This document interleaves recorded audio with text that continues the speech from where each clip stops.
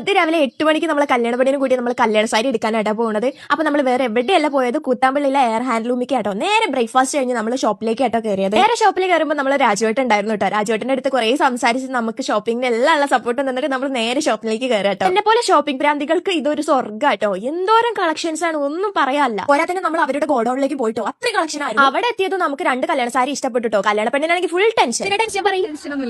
Try ചെയ്യാനല്ലേ, ഇപ്പൊ തന്നെ കിട്ടിച്ചുവിടുന്നില്ല. 2 സാരി എടുത്തപ്പോഴാണ് കല്യാണമാണല്ലോ എന്നുള്ള ബോധം വന്നത് കേട്ടോ കുട്ടിക്ക്. നമുക്ക് 2 ബ്രൈഡ് ആണുള്ളത്. ഫസ്റ്റ് എന്റെ സിസ്റ്റർ ആണ്. അപ്പൊ നമ്മൾ സെലക്ട് ചെയ്ത 2 സാരി നമ്മൾ ട്രൈ ചെയ്യുന്നുണ്ട് കേട്ടോ. അപ്പൊ ഇതാണ് ഒരു സെക്കൻഡ് ആയിട്ടുള്ള ബ്രൈഡ് ഫുൾ എക്സൈറ്റ്മെന്റിലാണ്. അപ്പൊ നമ്മൾ സെക്കൻഡ് സാരിയും കൂടെ നമ്മൾ ഡ്രൈപ്പ് ചെയ്ത് നോക്കിയിട്ടുണ്ടായിരുന്നു. അപ്പൊ നിങ്ങൾക്ക് ഇഷ്ടപ്പെടുന്ന കമന്റ് ചെയ്യാൻ മറക്കണ്ട. ഓ നല്ല ഇഷ്ടപ്പെട്ടു. ഫുൾ കൺഫ്യൂഷൻ ആണ് എന്തായാലും.